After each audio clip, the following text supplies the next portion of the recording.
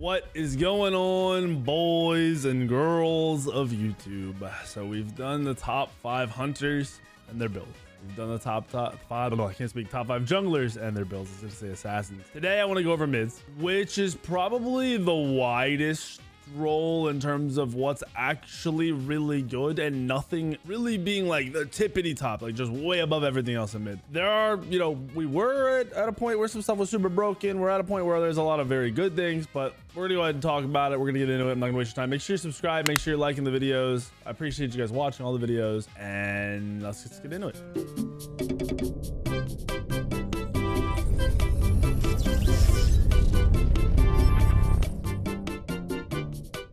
If you guys have any questions at any point, drop them in the comments. Like, you think, why is this god good? Why is this god better than that god? Whatever. Ask away. It's fine. That's what I had. The comments are there for. I read all the comments. Might not respond to all of them. Some of you guys say some weird stuff, but besides the point. So number 5 on our list is going to be Agni. Before I throw that out there, just so you guys have a starting point of number 5 being Agni, I want to mention 2 gods, Raijin and Scylla. They're my honorable mentions. Okay. Raijin was nerfed a little bit, and he is still good and still playable, but he is nowhere near as dominant. He used to pretty much guarantee lane pressure at level 1, level 2, and then control that lane pressure. And there's a lot of gods that can match him now and out poke him at the same time or just rotate better than him. So that's why I have him as an honorable mention. Definitely good. To also say this, there are a ton of mages that can be played in mid, but I would not put them anywhere near necessarily the top 5. Like a god like Nuwa, not really an honorable mention, but he's a very good mid laner for low level players to be relevant. If you don't have a clue how to rotate, all you gotta do is press alt and you're semi-relevant. Another god, Ichel, one of the highest damaging mages, like DPS wise mages that you can play in the game. Very hard to play because of positioning, and just very underwhelming if you aren't playing her perfect. Which is why I kind of, and she struggles sometimes with the wrong team comps. That's why I have her as, something I wouldn't really mention in the top 5 or even as an honorable mention. But back to Raijin and Scylla, our other honorable mention. Scylla is the hardest hitting mage in the game, has some of the best damage in the game, best objective secure in the game, best push in the game because of Poly and how safe she is with her dash. One of the safest mages in the game. With a CC immune ultimate that gives you movement speed, a very, very long dash, which you could pre-throw out the dash and then run into a team fight, throw an ability out, and then dash miles away if you really wanted to. So that's good for like trying to steal an objective, like throw it out, run up, try to steal it, then get out of there. It's ridiculous what she's capable of doing, but I've watched her played by a lot of Masters players lately, a lot of non-top tier mid laners. Like when people get off roll or someone who's just not necessarily the best mid laner in the world, they struggle with Scylla's timing on her abilities, which could come from not playing her enough, but I think it's just more of she's one of the more mechanical mages that you can play currently. Kind of like the Ul of Hunters. She reminds me of that version, but of mages. And I just see a lot of people struggle with that. I have not seen her or played her in a matchup that felt bad or in a team comp that felt bad. I think she's great, but I'm not going to throw her in top 5 if I see everyone underperforming on her. It's just not fair. It doesn't make sense, right? So those are my 2 honorable mentions. Now to Agni, number 5 on our list. Most of the builds should be updated on Smite Source. However, we're going to go over them. We're going to talk about them. Agni can be played. There's kind of 2 mage builds that go around. There is a Sands of Time starter mage build where you go Sands of Time, Thoth, item, right? You usually go flat Thoth, another flat pen item, a percent pen item, a damage item, and a percent pen item, right? Like in that order. You can go and get away with Conduit Gem on Agni because you don't necessarily need cooldown with the ultimate the way it works. But however, I think this is just a far more consistent build. I think this build does well every time on every god and doesn't have a lot of downside to it. So the second item is going to be your pen. It's going to be Spear of Deso or it's going to be Divine Ruin. This is going to be similar to the Mom and Brigitte build you saw me talk about on the jungle one yesterday. So Spear of Deso is what you want to go ideally. If they have any healing, this has to be a Divine Ruin. The reason that kind of, you want Spear of Deso is the cooldown. It's that simple. It's the cooldown. So now to your pen items. Because you're going to be spamming a little bit and because you kind of have the option to go any pen item essentially in your arsenal, I like getting a Staff of Mirrodin. This is going to put you at full cooldown late game without having Shaman buff, without having Red Pot. You're going to easily hit that cooldown, right? Like once you have the Sands of Time. The Sands of Time, by the way, is upgrading into your Pendulum. I don't really like Timeline because in your average game, it has no use. in your average game, your team doesn't play around you, and you have to learn to deal with that. And timeline is just going to cause you to die again and waste a really long cooldown ability or item that has no point being wasted. So at this point, we've got double flat pen, we have percent pen, we want more percent pen. If you want to round out this build with a not full pen build, so you're gonna have 30% pen rather than 40, you could go Typhon's Fang into another lifesteal item and then go the Shaman lifesteal buff. The Shaman buffs are the totems around your red buff that you would pick up. You could go the lifesteal one if you wanted, right? Which you're gonna go anyway, more than likely. I think having any of these pet items is good. You can go Karns, Typhons, or Obshard. Obshard is sick because of how hard it hits on the initial hit. So that first bomb stun you're gonna throw out, that bomb is gonna hit very, very, very hard. Your follow-up bombs aren't gonna hit as hard, but that first one is going to chunk and it's going to destroy tanks, and it's going to be very, very useful and very strong. Completely. This is something I would experiment if I were you with. I like having Typhon's Fang. I like having sustain. I like being able to go into a wave and heal if I've been poked a little bit. I then like to round out the build with Ratatouille. My reason for Ratatouille is because this is another mage that can guarantee the landing of your Calamitous Rod. Calamitous Rod is whenever you hit somebody with an ability, a meteor comes down after 1 second and does a bunch of damage to them. It does 100 plus 35% of your magical power. If you're hitting 1,000 magical power, which most mages are full build, that's going to be hitting for a 400 or 500 extra damage. So essentially another ability. And because you're stunning them, it's going to land every time. So this is kind of my go-to Agni build, where you swap out having some type of a proc item in this slot to go Calamitous Rod. I just like having the extra proc, and then having Staff of Mirrodin is just sick. Getting that proc off is awesome. When your ultimate ability has finished casting, you gain Mirrodin's Rage. Mirrodin's being able to just proc and do what it does is ridiculous. It's a lot of extra damage. It's a very good item. It's good on most mages that are going to open with some form of an ultimate. So this is my overall build and what I highly recommend on Agni. With mages right now, you can't really go terribly bad as long as you go, make sure you have the mana sustain, you have flat pen, you have cooldown, and then you go into percent pen. Can't really go terribly wrong unless you don't go percent pen in your later build. If you play mage and third, fourth items aren't percent pen items, you're probably never going to yield tanks and you're costing your team the game. Just going to be honest with you. So that's number 5 on our list. Number 4 on our list is Kukulkan. Kukulkan saw some pretty valuable buffs in this last patch. So Kukulkan's 2 got buffed to where it's slow immunity the entire 4 seconds, which is very useful. It used to be just on the initial cast, it would remove slows. So this got a major buff, right? On top of items like Poly slowly being buffed over the year, really the power you're gaining, your 1 is hitting insanely hard on such a short cooldown right now. And then if you're able to land an ultimate, this ultimate's hitting for 2k late game plus, like it's 120% scaling, right? This is an extra 1,000 plus damage. You know, you're talking an easy 2k if you have the right build and the right power spikes and all that other stuff because of the passive. The passive is your magic power is increased by 4% of your mana. So you do grab some mana items and it just synergizes so well. It's crazy. We complain about items a lot, but if you really think about it, so many items synergize and allow for the perfect god play. Just the sync that ends up happening. So you're gonna go bow, and all your mages you're gonna grab bow, just so you know. Bow is very good. Then we're gonna go into Sands of Time. We're gonna go into Pendulum of Ages. This works well with Kukulkan because of the passive. It's that simple. You get 7 magic power for 10% of your available mana.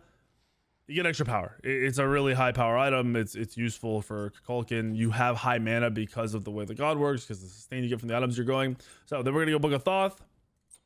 Then we are gonna go into standard flat pen. You're either going Spear or Divine. Once again, healing, Divine. If not, Spear of Deso. Then we go right into our pen. This is like the mage build to me. This is the like standard, just default mage build. We're on Typhon's Fang. If you're having a good game, meaning you aren't super far behind in any way, you're gonna go Poly, and then we're gonna go more pen. I prefer Ratatouille. If they are very tanky for some reason, this could be an Obshard. But I just really like, keep saying once again, I have no idea why that's my word of the day. I really like having the Calamitous. The Calamitous is gonna proc very easily off of your slow. It's pretty much guaranteed gonna land. In the late game, full build, red pot, Your one poly proc, rod proc will one-shot somebody. A squishy. An assassin goes on you with full damage. That will one-shot him if you hit everything. So one hits and then you auto them, and the rod hits, they will die. 100%. They get melted. Your one late game is hitting for 11 to 1200. Your poly late game is hitting around 600. And then the calamitous rod is hitting from 4 to 600. You're gonna one-shot. It's just, that's how it's gonna play out. You also are going to get extra power, a lot of extra power off having Typhon's Fang and Poly, and then the Life Steal Shaman Totem. It's just, your raw power just spikes. You can see here, on paper, with no book Thoth stacks, you're sitting at 640 power, 640. Then you're talking red pot, you're talking Book of Thoth stacks, you're talking 3k pot, you're talking red buff, you're talking 3 fire giant. That power, 12, 13, 1400 Kukulkan power is ridiculous. Remember, these caps on power are lies. Some caps, like the attack speed, isn't a lie, but this is not accurate. So anyone, I've had people comment like, but you cap it on. No, that's not how power works in this game. No idea why high risk makes it like that. So Kukulkan's just killing it. The big thing with Kukulkan, the thing that makes Kukulkan, for me, outside of the one, your one is your most important ability late game. Just spam hitting that. If you can hit that multiple times in one team fight, the team fight's won. It's that simple. But outside of that, it's your early mid game. You can throw your 3 out at the tower line and leave the lane and go gank a lane. The enemy mid laner has to clear the wave when it gets to them.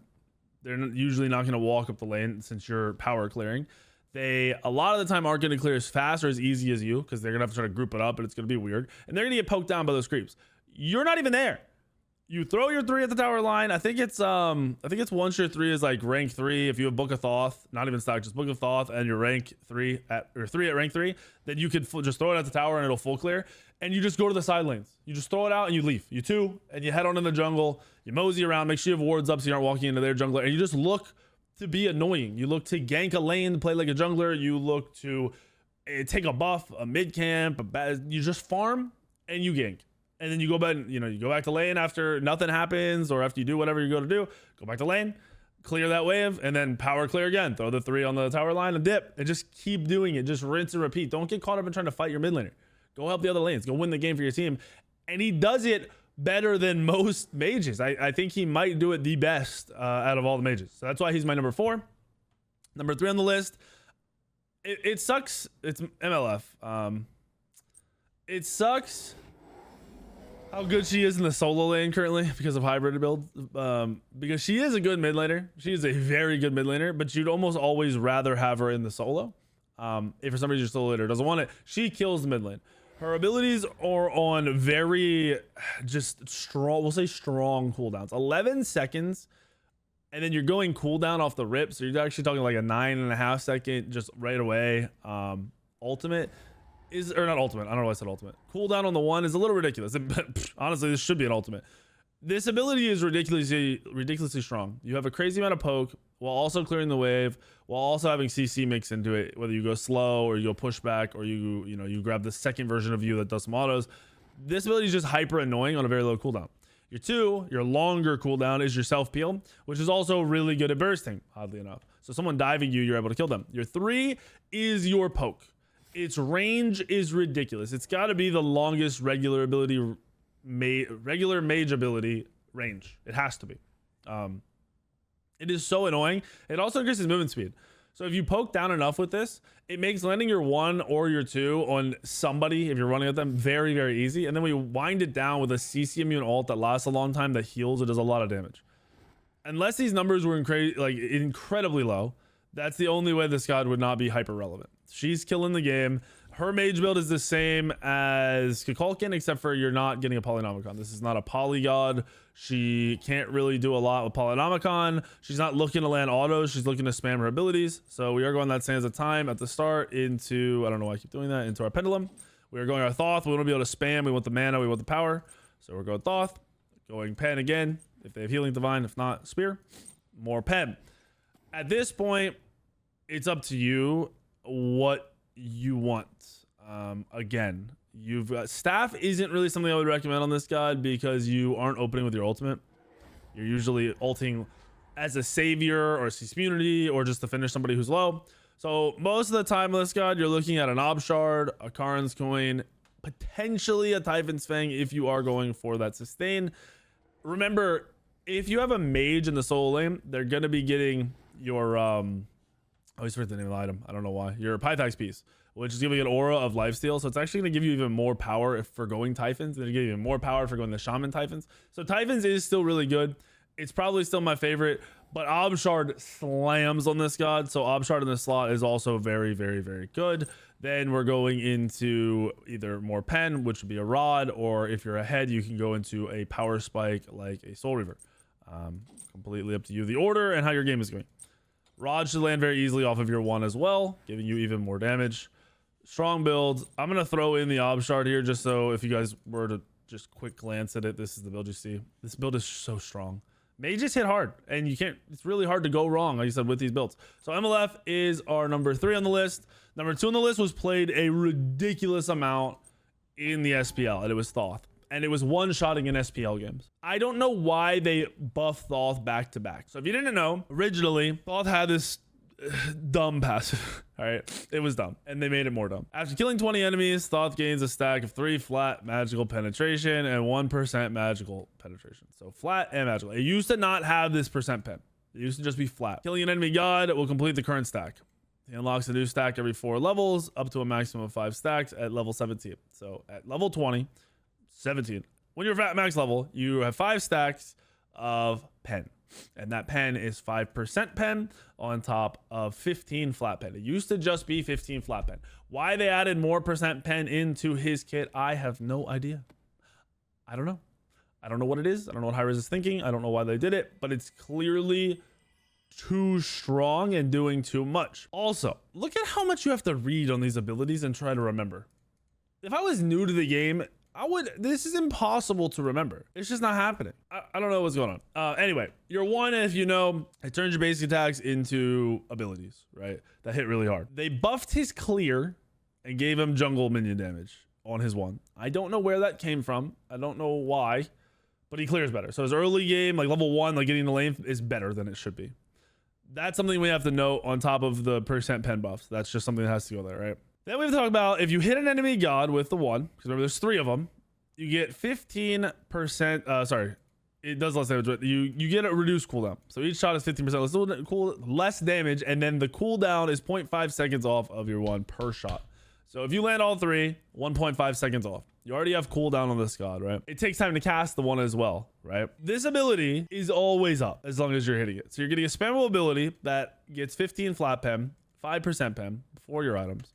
We have a range dash that is hitting very, very hard, or a late game on a solid cooldown. You've got objective burning off of this shield, plus the damage makes it's just the range damage you're getting. So at range, sorry, if you're using abilities through the wall, you get longer range. So you're getting this range damage off that people can't compete with because they don't have similar range. I talked about MLF's 3 probably being the longest regular ability range. This makes it so you can contest anybody anywhere and nobody can do anything about it. Then we talk about the ultimate. The range of the ultimate being boosted off of this 3 is, to me, what puts him fully over the top. Makes him, if you were a pinpoint, very accurate Thoth player, impossible to match up. This range off of the throwing the ult to the 3 is where we were seeing the one-shots in the SPL. They were mages sitting right behind towers and Thoth being able to cast them that far away and just one shot, fully charge that ult and one shot. It's gonna take time for you to get consistent with Thoth to be, you know, a good Thoth player, but if you are a good Thoth player, it is very much, I don't want to say impossible, but it's nearly impossible to beat a perfect playing Thoth. The damage output makes it kind of unbeatable in my mind. As long as you never waste your ult, even someone diving you, you're able to turn and ult them and it will potentially one-shot them or almost one-shot them. The one will finish them. I just think Thoth is almost one of those must plays that most people don't play right now. In the SPL, they were contesting it. It was played a lot. In ranked, it is not played a lot, which is probably a good thing. I don't really want to see it, but maybe this video will help more of you guys realize what you're missing out on. So the build, it's the normal mage build. It's just straight up. It's that simple. It's that normal Thoth mage build. I like going Obshard here since we're not going Polynomicon. It is once again another god that is not a Polynomicon god. The Obshard makes it so that ult gets extra percent pen and potentially one shots even easier. So that's why we're going that. And then a lot of the time, you're not going to open with the ultimate. However, you're going to 1 3 times, you're going to ult, and then you're going to dash and 1 3 times again.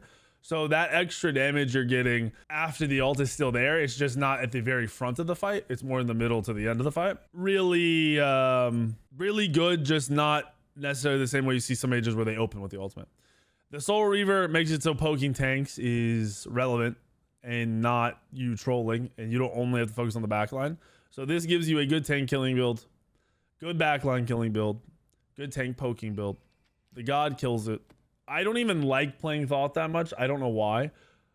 I hate playing against Thoth. I think when I see a Thoth in the mid lane right now, it's one of the like that outside of a very small handful of other gods, 1 or 2 other gods. Thoth is like the god I do not want to see in ranked ever. I just don't like seeing it in ranked. So Thoth, number 2 on our list. Number 1 on our list is Janus, the highest skill god in my opinion.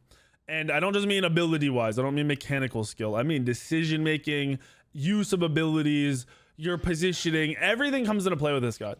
The top Janus players in the game are cracked. The good Janus players suck compared to them. In comparison, it's night and day. You can play Janus, you can clear your lane, you can get some kills, and still not be playing this god anywhere near as good as it can be played. A good Janus is going to be using the portals to move teammates around. A good Janus is going to be ulting into every single fight, whether they plan on being there or not, to move the team around once again, to provide pressure, to potentially hit somebody, late game one shot, just about one shot somebody. The ultimate is completely game changing. It's not just a damage dealing ultimate that makes it game changing. It's not just a portal and movement speed or rotation tool. It's a mix of all these things. On top of that, your 2 is on a very short cooldown with the build you're going to be going. Full cooldown build. Janus does have the weirdest build out of all the mages. Pretty much the only god that's going to be running something like this. But once you have that 2 on that short cooldown and it's spammable, this ability with your passive and with item procs is going to be hitting for 1200 on a 5-second cooldown, which is unheard of. It's ridiculous. I really like Janus. I've got to play him in a couple days. Actually, it's been a little while since I played him. When I have a good Janus player on my team, it's like heaven. It is a beautiful, beautiful thing. If you've been watching gameplays on the VOD channel or my main channel, I have some games where I've been playing with El Leon, who's probably one of the best Janus players in the game, at least one of the best ranked Janus players in the game. And when I'm jungling and he's moving me around portals, oh, it's a fantastic thing. So I talked about the build being different. It's it's one of the only 1, 2, 3 mages that go conduit into Gem of Focus. Then we are going to go into cooldown rush. This is El Leon's build. I have seen other people run this build. I'm going to mention something as we get through this build. So Chronos Pendant. Cooldown is hyper important on Janus. Being able to spam the 2 and portal, hyper important, right? We're not going the cooldown starter, so Chronos Pendant becomes a must in this build, or just becomes even more valuable. We are then going into flat pen. We're getting the Spirit of Death, so this is going to put that 40% pen when we have that blue shaman buff. So early max cooldown around the 12-minute mark, which is just massive for this god. This is where the build gets weird. He goes Thoth, and it makes sense because at this point in the game, when you have full cooldown, if you're spamming your abilities, you're So this is going to fight the mana issues. It's going to give you more power, and it's also going to give you flat pen. So 3 items deep. The thing you have to notice is there's no percent pen right now. Going this build, you have to play very smart. You have to farm perfectly.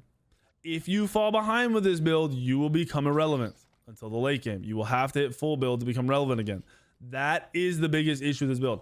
El Leon, the guy that runs this build, is the best farming player I've ever seen in ranked in 10 years.